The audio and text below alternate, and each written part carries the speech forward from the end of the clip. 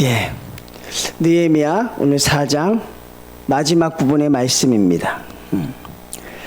여러분, 그냥 우리가 하나님의 말씀을 들을 때 성도님들이 뭐 더 가장돼서 마음을 가다듬으실 필요도 없고, 그냥 여러분들이 현재의 상태가 어떠한가, 또 그것이 어떠한 모습인가 우리가 아는 것이 중요합니다. 여러분, 예루살렘 성벽이 무너졌습니다. 그리고 그것이 방치되어 있었어요. 그런데 어느 누구도 그것을 다시 쌓으려고 하지 않았습니다. 어느 누구도 그것을 다시 세우려고 하지 않았습니다. 여러분, 무너진 성벽은 재건되어져야 한다고 우리 성도님들은 생각하십니까? 무너진 성벽은 반드시 재건되어져야 합니까? 아니면 그대로 방치되어야 합니까? 이게 그렇게 중요하지 않은 문제 같은데 사실 그게 또 쉽지 않은 것이죠. 무너진 성벽은 재건되어져야 한다. 근데 이 성벽이 의미하는 것이 무엇입니까? 바로 교회를 의미하잖아요. 그러니 교회가 반드시 재건되어져야 한다. 그 의미와 똑같은 것입니다. 여러분은 어떤 걸 원하십니까? 재건되어지는 걸 원합니까? 아니면 방치되어져 있는 걸 원합니까? 남들이 듣지 않으니까 편하게 생각하셔도 돼요. 그렇죠? 재건되어져야 합니까? 방치되어야 합니까? 재건되어져야 하는 건 알겠는데, 그런데 거기를 재건하려면 굉장히 많은 희생이 따르죠. 형편과 환경에 제약이 있죠. 그 일을 감당하려면 엄청난 희생과 노력이 필요하죠. 그러니 재건돼야 되는 건 알지만 방치해 두고 있는 것이 편하다는 것입니다. 그것이 내 생명에, 그것이 우리 가정에, 그것이 나의 사업체에 큰 불이익을 주지 않는다면 방치되는 것이 마음이 아프지만 방치되어 있어도 내가 그것을 선뜻 나서기는 쉽지 않죠. 그러니 우리는 먼저 그것부터 시작을 해야 되는 것입니다. 이래도 좋고 저래도 좋은 게 아니라 이 성벽이 재건되어져야 하는가, 아니면 방치되어도 어쩔 수 없는가. 여기에 대한 모범 답안은 반드시 재건되어져야 하는 것이지만, 여러분이 그 답안지를 작성할 수 있는 성도들이 되느냐 안 되느냐는 또 다른 문제이죠. 교회도 반드시 새롭게 세워져야 합니다. 교회도 반드시 새로워져야 한다는 것이죠. 오늘날 많은 사람들이 완벽한 교회를 찾습니다. 완전한 교회를 찾아 돌아다니는 성도들이 굉장히 많습니다. 그런데 여러분, 교회가 완벽하려면 그 안에 속해 있는 교인들이 완전해야 하잖아요. 완벽한 교회라고 한다면 그 안에 속해 있는 성도들이 완벽해야 되는데, 완벽한 성도가 있을까요? 없을까요? 없습니다. 여러분, 어디를 가도 여러분보다 더 나은 성도는 없어요. 어디를 가도 우리보다 그렇게 뛰어난 사람들은 많지 않아요. 그런데 여러분, 많은 사람들이 완벽한 교회를 찾으려는 노력은 하는데, 교회를 일으켜 세우려는 그런 노력은 또 많이 하지 않는다는 것입니다. 교회를 찾아다니는 건 하는데 내가 섬기는 교회를 일으켜 세우는 노력은 하지 않으려고 한다는 것이죠. 그러니까 어떤 게 쉽겠고 어떤 것이 확률이 있겠느냐, 이건 앞에 말씀과 연결이 되는 거예요. 성벽은 반드시 재건되어야 합니다. 하나님이 지으신 예루살렘 성이 무너져서 사람들의 발에 채이는 걸 내가 볼 수 없습니다. 마찬가지입니다. 교회도 반드시 재건되어져야 한다고 생각한다면 거기에는 많은 노력과 희생이 필요한 것이죠. 그리고 그것이 내가 아니라고 생각된다면 아마 그것은 방치될 수밖에 없다는 것입니다. 그런데 너무나도 감사하게도 느헤미야라는 사람이 등장했다 그랬잖아요. 그들이 이스라엘 백성들을 깨우기 시작합니다. 왜 저걸 방치해 두느냐? 하나님이 지으신 저 성벽이 무너졌는데 너희들은 분하지도 않느냐? 하나님이 지으신 성문이 저 이방인들에 의해 불탔는데 너희들은 그거 볼 때마다 속상하지 않느냐? 어떻게 이방에서 저 메대와 바사에서 내가 여기까지 날라와서 이것을 내가 해야 되느냐고 이스라엘 백성들을 자극하기 시작하죠. 그러니 여러분, 성도들이 대단한 것 같지만 무너진 성벽과 불타버린 성문을 보아도 크게 자극을 받지 않았던 게 이스라엘 백성들의 영적 상태였어요. 그것이 여러분 이스라엘 백성의 현 주소였습니다. 그런데 느헤미야 한 사람이 그것을 깨우고 있는 것이죠. 오늘은 우리가 느헤미야가 예루살렘 성벽을 재건하는 그 현장에 들어가 보는 시간입니다. 어떻게 예루살렘 성벽이 재건되었을까? 그리고 어떻게 느헤미야는 그런 일을 감당할 수 있었을까? 자, 그래서 성벽을 재건하기 위해서, 교회를 재건하기 위해서 우리가 꼭 해야 되는 것 세 가지가 있습니다. 여러분이 앞으로 신앙생활 하심에 있어서도 여러분의 가정도 재건돼야죠. 여러분의 자녀들도 재건돼야 되고 우리 심령도 새롭게 세워져야 되죠. 그러려면 그 일을 할 수 있는 원동력이 있다는 것입니다. 첫 번째 무엇입니까? 확실한 목표의식이 있어야 합니다. 이 일을 해내고야 말겠다는 목표의식이 있어야 합니다. 사람들의 목표의식이 가장 충만한 때가 언제죠? 곧 다가옵니다. 사람들이 해내고야 말겠다는 이 목표의식이 가장 충만할 때가 언제예요? 1월 1일입니다. 그때는 사람들이 저마다 계획을 세웁니다. 그런데 끝까지 하나요, 못하나요? 대부분 다 중도에 포기되죠. 여러분만 그런 게 아니라 저도 그렇습니다. 중도에 포기가 돼요. 이번에는 분명히 내가 한 달에 책을 5권, 10권씩 읽어야겠다. 계산해보면 못할 것도 없을 것 같은 거죠. 30일이니까 3일에 한 권씩 읽자. 근데 그게 언제는 돼요? 1월 달엔 돼요. 그리고 2월 달은 되면 이걸 꼭 해야 될 필요가 있을까라는 생각이 들죠. 그리고 어떻게 돼요? 중도에 포기가 돼요. 근데 우리가 무엇으로 위로받는 줄 아십니까? 내 옆에 있는 성도가 포기하면 그렇게 마음이 가볍고 좋아요. 그러니까 같은 교회 공동체가 포기하는 모습을 보면 내 마음이 가벼워져요. 그렇구나. 다 그러는구나. 그리고 언제 그랬냐는 듯이 또 그 사람은 언제를 기다려요? 언제를 기다릴 수밖에 없어요? 내년을 또 기다려요. 그렇게 우리가 온 지가 벌써 여러분이 살아오신 세월만큼 흘렀어요. 자, 목표의식이 없으면 이 일을 할 수가 없어요. 느헤미야는요, 성벽 재건에 목숨을 걸었어요. 여러분 좀 과장되게 들리십니까? 교회를 세우고 성벽을 재건하려면 적어도 생명을 걸 수 있어야 합니다. 내가 내 1시간 빼서 내가 조금 더 수고해서 바뀌겠지. 그랬다면 12제자가 무슨 소용이 있겠어요, 성도님들? 그랬다면 사도 바울 같은 사도가 뭐가 필요하겠어요? 내가 조금만 희생하면 되겠지. 내가 조금만 더 헌신하면. 그런데 여러분, 그런 걸로는 안 되는 거죠. 역사를 바꿨던 사람들을 보면 자기의 생명을 건 사람들이었어요. 그리고 역사를 바꿨던 기도를 보면 생명을 걸고 기도한 기도였습니다. 그러니 여러분, 확실한 목표의식이 있어야 한다는 건 무엇입니까? 결국 우리가 하나님 앞에 얼마나 간절하냐의 차이죠. 그러니 우리가 성벽을 재건합시다, 교회를 새롭게 세웁시다라는 건 그렇게 말하긴 쉽지만 그걸 이뤄내기는 참 어려운 것입니다. 확실한 목표의식, 그게 있어야 이 일을 감당할 수 있어요. 오늘 본문 말씀 봅니다. 자, 15절 볼까요? 우리의 대적이 우리가 그들의 의도를 눈치챘다 함을 들으니라. 자, 지난번에 여러분 성벽을 재건함에 있어 어려운 상황들이 계속 펼쳐졌죠. 지난번에 자세하게 설명해 드렸어요. 악한 사단이 어떻게 우리를 흔드는지. 아직 끝나지 않았습니다. 악한 사단은 저와 여러분을 향해서 절대 그 공격을 멈추지 않죠. 우리의 대적 누굽니까? 바로 산발락과 도비아와 그 세력들이 점점 커졌다 그랬죠. 우리가 그들의 의도를 눈치챘다 함을 들으니라. 그런데 여러분, 목표의식이 있으면 없으면 여기서 무너져요. 확실히 내가 이걸 해야겠다고 생각하지 않으면 주변 환경에서 무너집니다.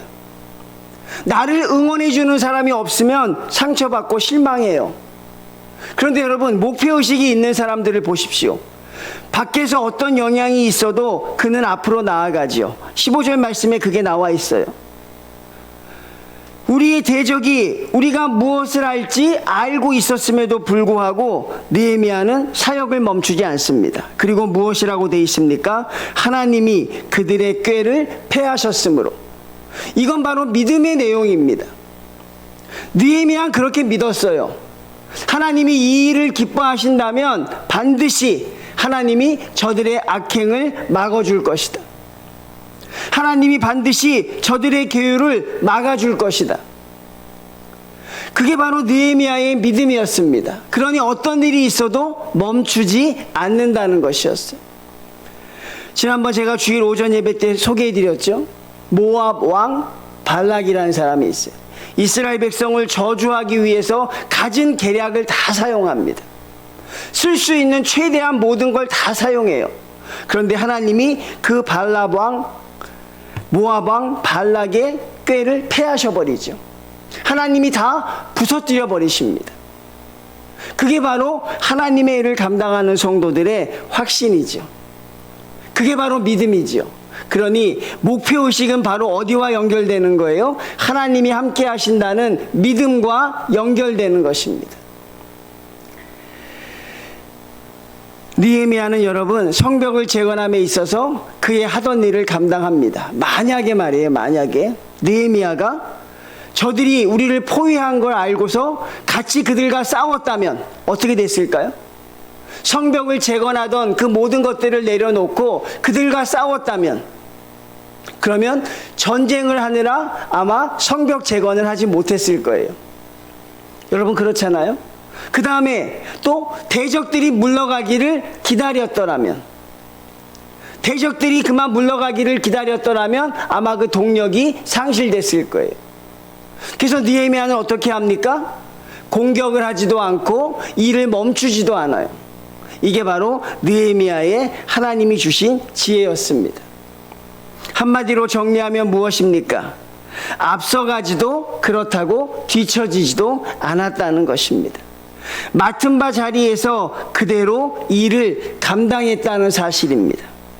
여러분, 왜 어떻게 이런 일이 있을 수 있는가? 이게 바로 하나님이 그 꾀를 패하셨다는 것에서 나오지요. 확신에 찬 지도자 한 명이 이렇게 중요합니다. 확신에 찬 지도자 한 명이 이렇게 중요합니다, 여러분. 사역이 중단되는 것은 우리의 목표의식이 약해지기 때문에 그래요. 여러분이 중도에 포기하는 것은 우리의 목표의식이 약해지기 때문에 그렇습니다. 여러분, 이 조지 회필드라는 이 철학자이며 선교사가 있어요. 그 하나님의 일을 감당하는 사람, 특별히 성벽을 재건하거나 교회를 세우려는 사람들에게 주는 세 가지 충고가 있어요. 그게 어떤 충고냐면 여러분이 들으시면 아마 도움이 될 것입니다. 비난하는 자들과 절대 응대하지 않는다. 비난하는 자들과 절대 응수하지 말라는 것이고, 두 번째는 논쟁에 휘말리지 말라는 것입니다. 그리고 세 번째 무엇입니까? 사역을 중단하지 말라. 이것이 여러분 그 신학자가, 그 선교사가 주는 교훈이었어요. 근데 생각해보면 우리가 이런 것들 때문에 하나님의 사역을 중단하는 경우가 굉장히 많았던 것 같아요. 교회들이 중요한 것이 무엇인데 중요하지 않은 것에 우리가 힘을 쓰는 경우가 참 많았죠. 바로 그게 15절에 느헤미야의 믿음이 나오고 있습니다. 이제 여러분 16절부터는 우리가 생각해야 될 게 많아요. 여러분들과 같이 나누고 해야 할 것들이 많습니다. 자, 16절부터 이제 느헤미야가 어떻게 지도했는가 나옵니다. 그때로부터, 이 그때는 무엇입니까? 대적들이 쳐들어온 때로부터 내 수하 사람들의 절반은 일하고 절반은 갑옷을 입고 창과 방패와 활을 가졌고 민장은 유다 온 족속의 뒤에 있었으며 성을 건축하는 자와 짐을 나르는 자는 다 각각 한 손으로 일을 하며 한 손에는 병기를 잡았고 건축하는 자는 각각 그 허리에 칼을 차고 건축하며 나팔 부는 자는 내 곁에 섰었느니라. 어떤 모습이 떠올라요? 여러분, 어떤 모습이 떠오르십니까? 여러분, 그런 말씀 들어보신 적 있어요? 지상교회는 전투적인 교회요, 하나님의 교회는 승리적인 교회이다. 여러분, 들어보셨어요? 우리 교회가 어떤 교회가 돼야 되느냐? 악한 사단과 싸우려는 교회는 어떤 교회가 돼야 되느냐? 바로 전투적인 교회가 돼야 한다는 것이. 왜? 악한 영과 싸워야 하기 때문에, 성벽을 재건해야 되기 때문에 그때는 굉장히 전투적인 교회가 돼야 돼요. 그러니까 교회를 재건하려면 교회는 굉장히 하나님의 능력으로 전투적인 교회가 돼 있어야 돼. 그래서 우리가 십자가 군병이라고 하잖아요. 악한 사단과 싸울 수 있는 전투적인 교회가 필요합니다. 한 손에는 성령의 검을 들고 한 손에는 말씀과 기도를 듣고 나갈 수 있어야 됩니다. 느헤미야는 그렇게 자기의 나라, 자기의 조직을 그렇게 만들었어요. 그럼 느헤미야는 어떤 근거로 이렇게 하는 것입니까? 여러분, 많은 사람들이 볼 때 이게 정당하다고 생각하지 않고 이게 과연 가능할까 생각하지요.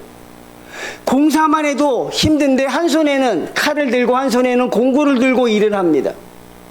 낮이고 밤이고 계속해서 그 일을 감당해야 됩니다. 여러분, 이게 가능한 일입니까?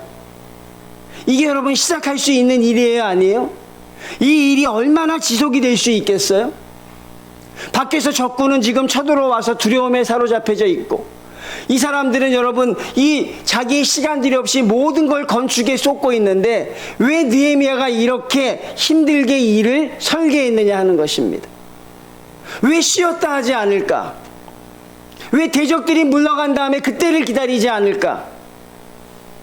여러분, 왜 그들과 싸워서 그들을 물리치지 않고 그들을 앞에 두고 이런 일을 하고 있는가? 이게 참 궁금한 것이죠. 하나님이 주신 지혜로 느헤미야는 그 방법을 택한 거예요. 적들과 싸우면서 일하는 방법을 택했어요. 여러분, 왜 그렇게 했을까? 여러분, 궁금하죠? 바로 그 해답이 20절에 나와요. 느헤미야가 이렇게 했던 근거가 바로 20절에 나옵니다. 제가 20절 읽어드릴게요. 너희는 어디서든지 나팔 소리를 듣거든 그리로 모여서 우리에게로 나아오라. 우리가 같이 한번 읽어볼까요? 우리 하나님이 우리를 위하여 싸우시리라. 느헤미야가 이렇게 했던 근거가 바로 여기 있는 거예요. 우리의 하나님이 우리를 위하여 싸워 주실 것이다. 신념에 참 믿음이었습니다.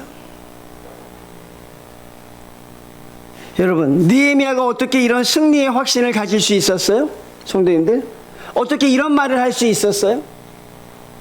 느헤미야가 지금까지 살아온 환경이 그러했잖아요. 지금까지 느헤미야가 하나님의 선한 손이 여기까지 인도하셨잖아요. 다시 시작해 볼까요? 멀리 메대 바사에서 자기의 고향, 자기의 부모님, 자기의 선조들의 성벽과 성문이 회파됐다 그랬어요. 느헤미야가 그걸 붙잡고 기도합니다. 어느 누구도 기도하지 않을 때 저 먼 이방에서 자기의 나라를 위해서 하나님의 성벽이 회파되고 성문이 무너진 걸 붙잡고 느헤미야가 수일 동안 눈물로 기도해요. 어떻게 기도했을까요? 하나님, 저 성벽을 세울 수 있는 능력을 주십시오. 그 기도가 마쳤을 때 느헤미야가 뭐가 됐어요? 술 맡은 관원이 됐어요. 불가능한 일이 된다는 걸 느헤미야가 알았던 거예요. 그리고 느헤미야가 두 번째 하나님의 선한 손을 체험합니다. 무엇입니까? 왕 앞으로 나아갑니다. 어떤 얼굴을 가지고 나아가요? 슬픈 얼굴을 가지고 나아갑니다. 왕 앞에서 슬픈 얼굴을 하면 왕의 기분을 어둡게 했기 때문에 그 자리에서 죽을 수 있는 생명을 걸고 나갔어요.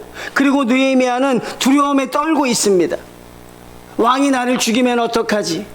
근데 왕이 부드럽게 뭐라고 이야기합니까? 내가 너에게 무엇을 하여 주기를 원하느냐? 느헤미야는 하나님이 또 역사하심을 깨달았습니다. 그 왕이 묻습니다. 내가 너에게 무엇을 하여 주기를 원하느냐? 그러자 느헤미야가 되지도 않는 요구를 합니다. 어떤 요구를 합니까? 나로 내 나라에 보내서 성벽을 재건하게 하시고 거기에 필요한 건축 재료를 주시고 그리고 거기 갈 때까지 안전하게 나를 보호해 줄 군대를 호위하게 해 주십시오. 이런 요구가 가능해요? 여러분, 이렇게 요구할 수 있어요, 없어요? 없지요. 근데 느헤미야는 하나님이 주신 담대함으로 그렇게 요구합니다. 그리고 요구하면서 내가 이것 때문에 목숨을 잃을 수도 있겠다. 근데 왕이 뭐라 그래요? 다 해주겠다고 합니다. 그리고 그것으로 되겠느냐, 느헤미야야? 내가 조서를 찍어주는 건 물론이고 내가 안전하게 거기 갈 때까지 내가 나의 군대를 보내서 지켜줄 것이다. 그 하나하나가 하나님의 손이 함께했다는 확신이 있고 하나하나에 대한 체험이 있었던 거예요. 그리고 이스라엘 백성 앞에서 자세하게 아주 다 자신 있게 말합니다. 하나님이 우리와 함께 하실 것입니다. 나가서 싸웁시다. 여러분, 우리는 왜 이렇게 말 못할까요? 우리가 아니라 나는 왜 그렇게 말을 못할까요? 결국 이렇게 말할 수 있는 건 무엇입니까? 바로 하나님에 대한 체험이 있는 것이죠. 어떤 체험이요? 하나님이 우리와 함께 하신다는 체험. 하나님의 선한 손이 우리를 도우신다는 체험이 있는 거예요. 제가 그래서 여러분들에게 매번 강조해 드리는 거예요. 여러분 하나님을 향한 체험을 간직하십시오. 하나님이 우리와 함께 하신다는 체험을 듣는 자만 되지 마시고 전하는 자가 되라는 것입니다. 언제까지 남의 체험을 듣고서 저런 체험이 있구나라고 말하지 말고 여러분도 선포하는 자가 되십시오. 욥처럼 귀로 듣는 자가 아니라 눈으로 보는 자가 되라는 것입니다. 언제까지 귀로만 들어서 이것이 맞을까 저것이 맞을까 그렇게 갈팡질팡하는 교인이 되지 말라는 것이. 욥은 분명히 고백했지요. 하나님, 내가 하나님을 귀로 듣는 것이 아니라 눈으로 하나님을 바라봅나이다. 체험한 사람들은 세상이 감당하지 못해요. 결국 우리가 어떤 어려운 상황에서 하나님이 함께 하실 것입니다. 하나님의 선한 손이 우리 교회와 우리 가정과 우리와 함께 하실 것입니다. 그렇게 말하지 못하는 이유가 무엇입니까? 성도님들, 믿음이 부족해서요? 예, 그것도 맞는 말이죠. 말씀이 부족해서 그것도 맞는 말이지만 사실 가장 큰 데미지는 뭐냐면 아직 그런 체험이 없다는 것이. 체험이 있는데도 외치지 못하는 성도들은 결국 무엇입니까? 하나님 앞에 방관하는 자들이 될 수밖에 없는 것이죠. 성도들의 가슴을 뛰게 하는 단어가 하나 있어요. 우리의 가슴을 흥분시키는 단어가 하나 있어요. 바로 느헤미야가 그걸 말하고 있는 것입니다. 하나님의 선한 손이 우리와 함께 할 것이다. 하나님의 선한 손이 우리를 대신하여 싸워주실 것이다. 그리고 여러분, 그들의 마음을 느헤미야가 안정시키는 것이죠. 12제자가요 늘 바보 같았어요. 바보 같다는데 동의하십니까? 12제자가 늘 이렇게 좀 그랬어요. 그렇죠? 나도 저 정도면 제자 하겠다 좀 그랬던 것 같아요. 근데 12명의 제자가 갑자기 바뀌었어요. 하루아침에. 그 제자들이 이상하게 갑자기 바뀌어요. 죽는 것도 두려워하지 않고 도망가던 베드로가 하나님의 말씀을 지키기 위해 죽어도 죽는다고 하고 갑자기 바뀌어버렸어. 바뀌게 된 계기가 무엇입니까? 예, 맞아요. 그거예요. 부활의 주님을 보았어요. 주님이 죽었다가 살아난 걸 제자들이 봤어요. 이젠 두려울 게 없는, 왜? 죽었다가 살아나신 주님을 봤으니까. 그때는 정말 주님이 죽었다가 살아나실까? 그게 가능할까? 늘 그런 의심이 있으니까 한 번도 담대한 적이 없거든요. 한 번도 주님을 위해서 확신을 가지고 전한 적이 없었는데 이 사람들이 주님을 보았다고요. 본 것뿐이에요? 만져봤어요. 죽었다가 살아나시는구나, 주님이. 그 다음부터 그들은 겁이 없어요. 그 다음부터 그들은 통제가 되지 않습니다. 가는 곳마다 하나님의 복음을 전합니다. 그들에게 칼날이 들어와도 찬양하며 죽어요. 고문해도 기쁨으로 그들이 죽습니다. 그게 무엇입니까? 체험이죠.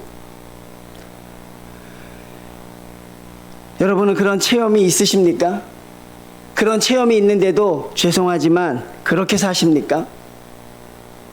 성도님들, 그런 체험이 있으세요? 예, 저는 부끄럽지만 그런 강력한 체험이 없어서 이렇게 삽니다, 여러분. 여러분은 그런 체험이 있으시냐고요? 있으면 그렇게 살지 마세요. 예? 있으면 그렇게 살지 않으셨으면 좋겠어요. 그런 체험이 있다면. 하나님을 향해서 뭐가 두렵겠습니까? 나와 함께 하신 하나님이 계시는데, 나에게 까마귀를 보내서 먹여주시는데 뭐가 두렵겠어요? 무엇을 먹을까, 무엇을 마실까 걱정하지 말라고 하는데 뭐가 두려워요, 여러분? 그런데 체험 없는 사람은 그게 두려워요. 다른 사람은 다 먹이는데 나만 안 먹일 것 같거든요. 다른 사람에겐 다 줄 것 같은데 나는 안 줄 것 같은 거지. 근데 저는 여러분들이 체험을 하셨다면 담대하게 사셨으면 좋겠어요. 자녀, 하나님이 책임져 주실 것 아닙니까? 우리의 교회도 하나님이 책임져 주실 것인데 저는 교회 걱정을 참 많이 한답니다. 왜? 제가 하나님 앞에 그런 체험이 부족해요. 여러분들은 그런 체험이 있다면 하나님 앞에 당당히 서시길 바랍니다. 그리고 저에게 얘기해 주십시오. 하나님이 우리 교회와 함께 해 주실 것입니다. 아니, 어떻게 아세요? 저는 하나님에 향한 체험이 있습니다. 그 체험이 여러분, 사랑하는 성도들을 하나로 묶는 것이죠. 그러니 여러분, 하나님과 빨리 만나셔야 돼요. 하나님의 사랑을 빨리 깨달으셔야 돼요. 그래야 우리가 조금 더 담대해질 수 있는 것이죠. 느헤미야는 그런 확신이 있었어요. 어떤 확신입니까? 하나님은 하나님을 위해 싸우는 성도와 늘 함께 해주신다. 그리고 어떤 확신이 있었어요? 이 성벽 제거는 하나님이 기뻐하시는 일이다. 이 성벽 제거는 하나님이 기뻐하시는 일이다. 그러니 하나님이 우리와 함께 하실 것이다. 하나님의 영광을 위한 전쟁에서 한 번도 믿는 자가 패한 적이 없었다. 하나님께서 반드시 함께하여 주신다. 여러분, 그런 확신을 갖기를 주님의 이름으로 축원을 드립니다. 여러분이 잘 되는 것 하나님이 기뻐하실까요? 성도님들, 여러분의 가정이 잘 되는 것 하나님이 기뻐하실까요? 내 사업이 잘 되고 내가 잘 되는 것 하나님이 기뻐하실까? 하나님의 일일 때 하나님이 기뻐하시는 거죠. 우리 하나님 앞에 우리가 승리하며 나가기를 바랍니다. 그러려면 여러분의 일이 곧 하나님의 일이 되어야 돼요. 여러분의 가정이 곧 하나님의 가정이 되어야 합니다. 여러분의 찬양이 하나님의 찬양이 되면 돼요. 느헤미야는 그런 확신이 있었어요. 이 전쟁은 하나님이 함께 하신다. 다윗도 골리앗 앞에 섰을 때 뭐라 그랬습니까?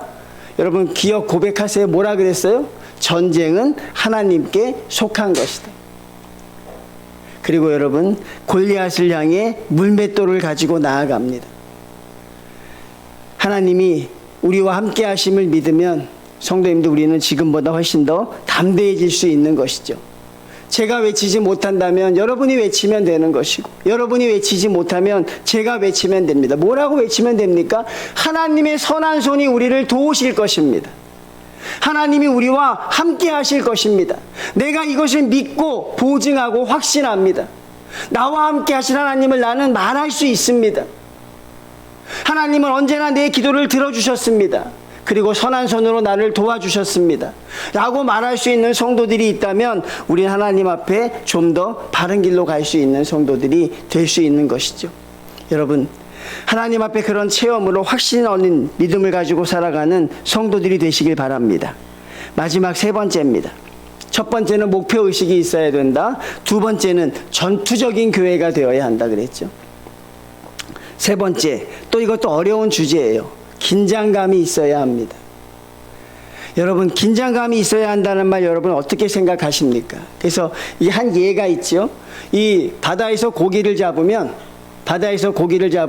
또 하나의 이제 과제는 뭡니까? 그 고기를 어떻게 하면 육지까지 싱싱한 상태로 가져오느냐. 이게 또 하나의 문제가 되잖아요. 그러면 이 바다 어부들은 어떤 방법을 쓴다 그러죠?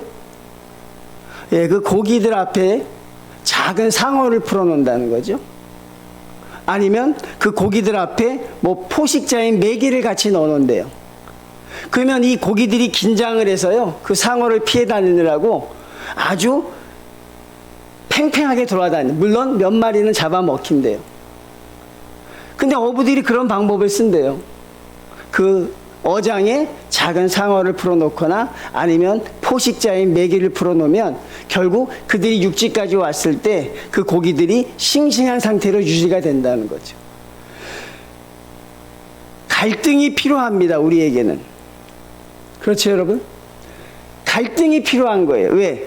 항상 역사를 보면 갈등이 항상 창조를 만들어 왔거든요.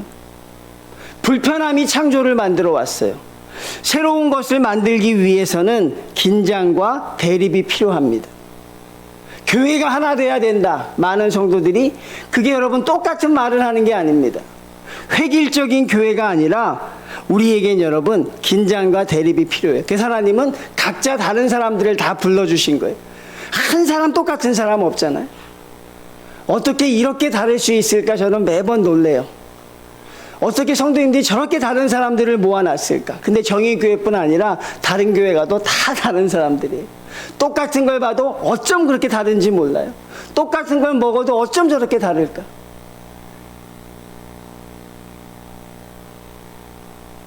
그게 바로 무엇입니까? 하나님의 뜻이 거기 있다는 거예요. 긴장이 없다면 긴장을 만들라 그래요, 여러분. 이 뜻이 무슨 말인 줄 아십니까?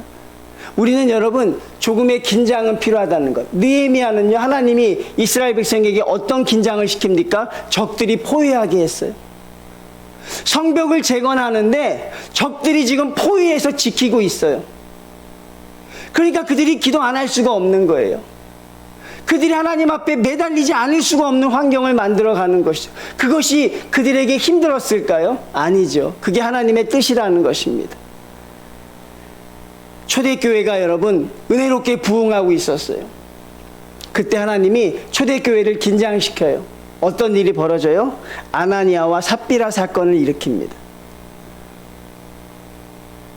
평안했던 교회가, 순탄했던 교회가 교회의 중직이 교회 돈을 횡령하면서 교회에서 중직자 부부가 죽어요.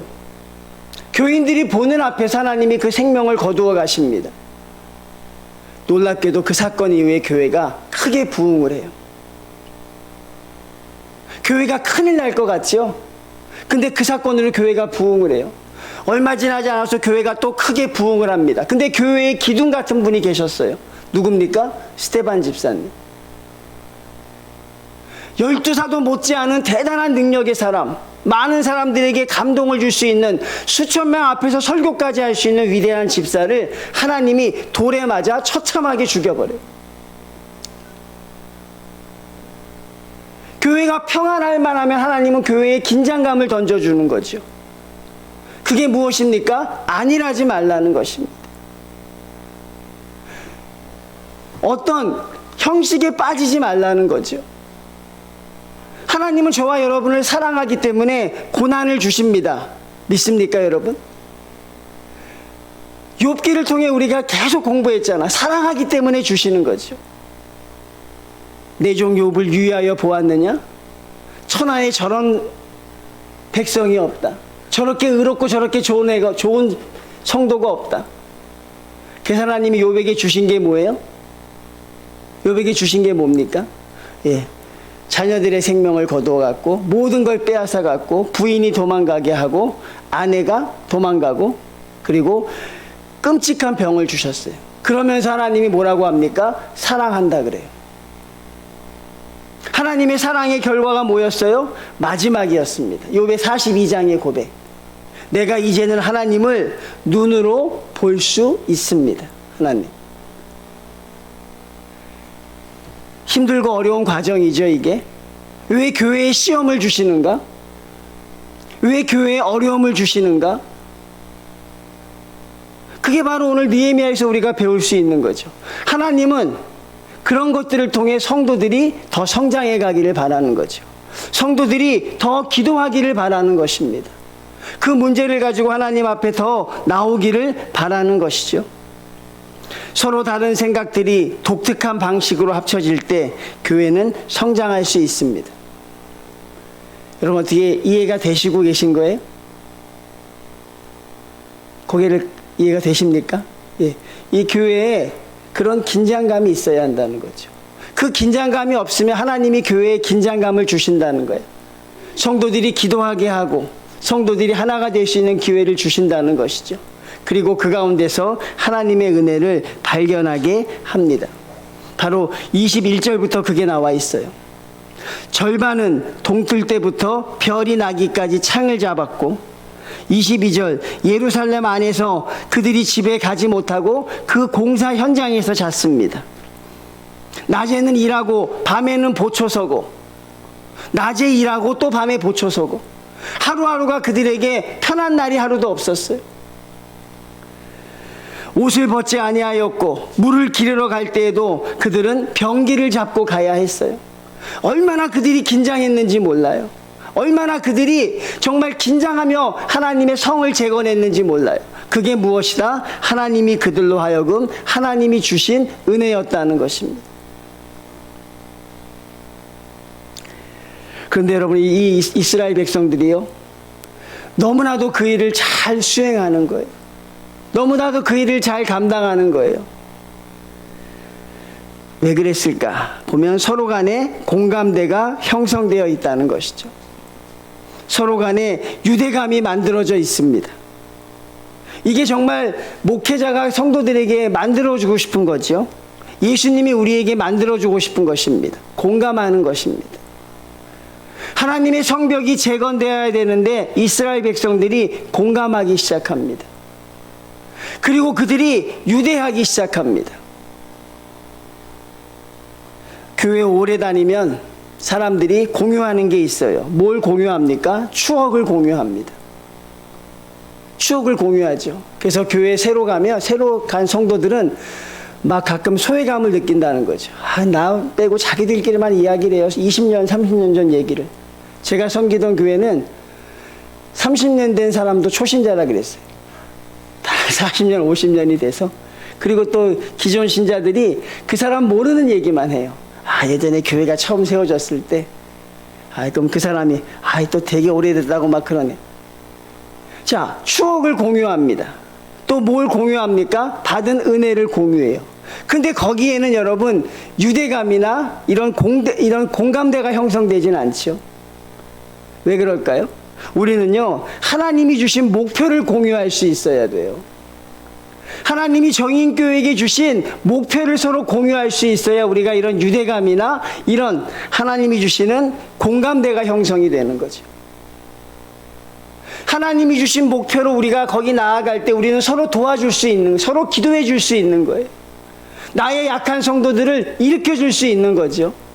그게 바로 공감되고 유대감입니다. 이스라엘 백성들은 52일 동안 그 일을 해냅니다. 어느 누구도 불평하지 않아요. 어느 누구도 원망하지 않습니다. 한 손에 창을 들고, 한 손에 공구를 들고, 낮에는 공사하고 밤에는 보초서 52일 만에 그 일을 완성하는 그 역사가 은혜의 현장이었다는 것이죠. 여전히 밖에 대적들은 포위하고 있습니다. 여전히 안의 환경은 녹록지 않아요. 먹을 것도 없고 제대로 환경도 되지 않지만 이들은 기쁨에 겨워서 일을 합니다. 이들의 기쁨의 근원이 뭘까요? 그게 바로 하나님이 함께 하심을 느끼며 살아가고 있는 거죠. 하나님이 역사하심을 보고 있는 것입니다. 그리고 성벽이 올라가는 걸 그들이 공유하고 있어요. 사랑하는 성도님들, 우리에게 이런 공감대나 유대감이 하나님 앞에 형성될 수 있는 그런 확실한 목표의식이 우리에게 있어야 하는 것이죠.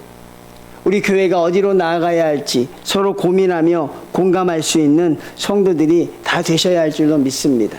여러분, 세상이 호락호락하지 않습니다. 이 세상이 정말 호락호락하지가 않습니다.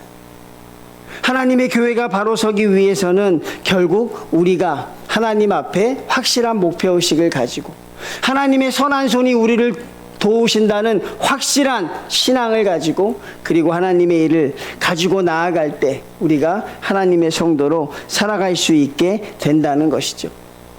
미래가 달콤할 것이라는 근거 없는 유혹에도 빠져서는 안 됩니다. 우리의 미래는 좋을 것이다, 그런 유혹에 빠져서도 안 되는 것이고, 하나님이 우리에게 말하는 것은 무엇입니까? 오늘 느헤미야를 통해서 주는 것은 하나님을 향해서 전심전력 하라는 것입니다. 하나님이 반드시 우리와 함께 하신다는 믿음을 가지고 여러분 약해지지 말라는 것입니다. 하나님은 반드시 우리에게 합력하여 선으로 인도하여 주실 것입니다. 여러분 메이플라워홀을 아시죠? 영국에서 신앙의 자유를 찾아서 신대륙으로 갔던 사람들이죠. 그 배에 102명이 타고 있었어요. 102명이. 근데 그들이 도착해 보니까 엄청나게 추운 겨울이었어요. 먹을 것이 없었습니다. 살아갈 방법이 없었어요. 앞에는 원시님이 있었고 뒤에는 바다가 가로막고 있었어요. 그들이 겨울을 거기서 힘겹게 지냅니다. 그들이 겨울을 힘겹게 나고 있어요. 여러분 외적인 고통만 고통이 아니라 내적인 고통이 얼마나 심했을까요? 나의 가족들이 추위와 영양실조로 나의 사랑하는 가족들이 죽어가고 있어요. 먹을 것이 없는 환경 속에서 극도의 불안감과 두려움이 그들을 사로잡고 있습니다. 어떤 희망도 없어 보였어요. 겨울이 지났습니다. 102명이 왔는데 절반 이상이 죽었어요. 그들이 느낄 수 있는 좌절감이 얼마나 대단했을까. 그들이 신앙의 자유를 찾아왔잖아요. 하나님을 제대로 믿어보겠다고 그 험한 길을 떠난 거 아니겠습니까? 근데 하나님이 주시는 환경 속에서 그들이 바라보는 환경은 그런 거였어요. 자신의 사랑하는 가족이 다 죽어서 이제 절반밖에 남지 않았습니다. 보다 못한 선장이 이야기합니다. 자, 이제 우리가 다시 본국으로 돌아갑니다. 겨울이 지나고 나서. 자, 여기서 돌아가실 분은 이 배에 타십시오 그랬어요. 이 생활이 힘드신 분들은 이 배에 타십시오. 이제 우리가 갑니다. 그 배에는 승무원도 있었으니까. 근데 놀랍게도 그 배에 한 사람도 타지 않았어요. 그 모진 고통을 당하면서 살 희망이 없는 사람들이 그 배를 타고 가면 자신의 나라가 있는 그곳에 가서 편하게 살 수 있는데 어느 누구도 타지 않았다는 것입니다. 그리고 그들은 하나님께 기도했다는 것입니다. 하나님, 우리의 삶은 처참합니다. 하나님, 우리의 환경은 말할 수 없이 가혹합니다. 하나님, 그렇지만 우리가 꿈과 희망을 잃지 않게 도와주십시오. 이 환경 속에서도 하나님이 함께 하신다는 믿음을 가지고 우리가 하나님 꿈꿀 수 있게 도와주십시오. 그리고 나머지 사람들이 모여서 하나님께 기도했다는 것이, 그 기도가 어떤 결과를 만들었는지는 우리가 너무나 잘 알고 있죠. 사랑하는 성도님들, 우리가 그 고통 너머의 하나님을 여러분들이 보셨으면 좋겠어요. 그리고 하나님은 저와 여러분에게 끊임없이 긴장의 모습을 줄 수도 있습니다. 그렇지만 우리가 얼마든지 이길 수 있는 하나님의 능력을 우리가 체험하고 나간다면 별 어려움이 없는 성도로 살아가게 되실 줄로 믿습니다. 성도님들, 목표의식을 가지십시오. 올 한 해에는 실패했지만 2024년도에는 중도에 포기하지 않는 여러분만이 갖는 하나님 앞에 간절한 목표가 있으셨으면 좋겠어요. 그리고 그 일을 이뤄낼 수 있는 목표의식을 주님 앞에 달라고 기도하시길 바랍니다. 그리고 하나 잊지 마십시오. 하나님의 선한 손이 여러분이 어떤 상황에 계시든지 여러분과 함께 해 주실 것입니다. 하나님의 선한 손이 여러분을 도와주실 것입니다. 그러니 여러분 담대하게 하나님의 일을 가지고 나가고, 그리고 주님 앞에 큰 역사를 만들어낼 수 있는 우리 정인교회 모든 성도들이 되시기를 주님의 이름으로 축원을 드립니다. 하나님의 위대한 지도자 느헤미야 한 사람을 통해 하나님의 역사를 이루어 가심을 저희가 봅니다. 하나님의 선한 손이 우리와 함께 할 것이라고 하나님 강하게 외칠 수 있는 그런 믿음의 확신을 저희에게 허락하여 주시옵소서. 하나님이 나와 함께 하심을 주저하지 않게 하시고, 그것 때문에 하나님 아버지 우리가 하나님의 일을 감당하지 못하지 않도록 주여 우리에게 하나님 아버지 확실하고 하나님이 주시는 큰 믿음으로 우리를 지켜주시옵소서. 하나님, 우리 뒤에는 하나님이 계시는 것이며 또 우리가 주님의 뜻대로 나아가면 하나님은 언제나 우리를 승리케 하시는 것이고, 하나님을 위한 일에 우리가 최선을 다하면 하나님의 영광을 위한 싸움에서는 하나님은 절대로 우리를 패배케 하지 않으신다는 그 사실을 깨달아 알 수 있도록 인도하여 주시옵소서. 하나님, 우리의 나라가 재건되길 원합니다. 우리의 성벽이 재건되길 원합니다. 우리 교회가 다시 새로워지길 원합니다. 성도들의 가정이 다시 세워지기를 원합니다. 하나님, 주님께서 세워주시옵소서. 하나님, 회파된 것을 방치하지 않게 하시고 다시 세워갈 수 있는 우리 믿음의 성도들 다 될 수 있도록 주여 인도하여 주시옵소서. 하나님, 돌아오는 새해에는 그런 하나님의 은혜를 체험하며 살아갈 수 있도록 주여 언제나 우리와 함께하여 주시옵소서. 예수님의 이름으로 기도드리옵나이다. 아멘.